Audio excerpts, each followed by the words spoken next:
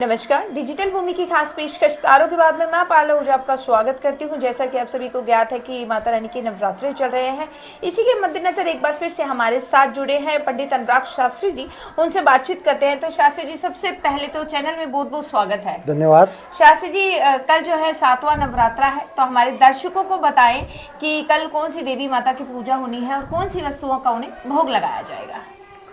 सबसे पहले तो डिजिटल भूमि के सभी दर्शकों को नवरात्रों की हार्दिक शुभकामनाएं। जैसा कि हम जानते हैं कि नवरात्रे चल रहे हैं और 6 नवरात्रे बीत चुके हैं और कल है 7वां नवरात्रा।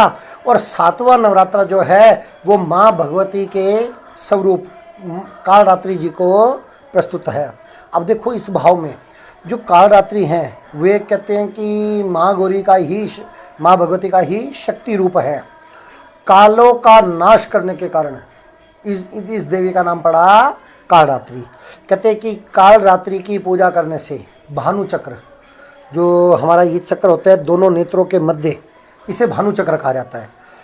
यहाँ पर कहते हैं कि ये चक्र जागृत होने से एक तो ध्यान लगाने में हमें बहुत ज़्यादा सहायता प्राप्त होती है, यानी कि व्यक्ति की एकाग्रता शक्ति, कंसंट्रेशन पावर जो है वो प्रबल होती जाती है। और जिसकी कंसंट्रेशन पावर जितनी ज़्यादा प्रबल होती है, ध्यान योग के अंदर वही कामयाब हो पाता है।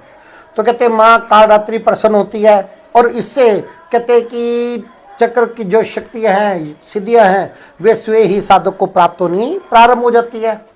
प्रसन्न होकर के कहते हैं माँ हर प्रकार से व्यक्ति के, साधक के शत्रुओं का नाश कर दिया करती हैं। और इस देवी को कहते हैं गुड़ से बनी हुई जो वस्तु है वो अति प्रिय हैं, उनका भोग लगाने मात्र से ही माता प्रसन्न हो जाती हैं। तो शास्त्री जी, बहुत बहुत धन्यवाद हमें नवरात्रों को लेकर जानकारी देने के लिए। तो ये थे हमारे साथ रोहतक से पंडित अनुराग शास्त्री जी।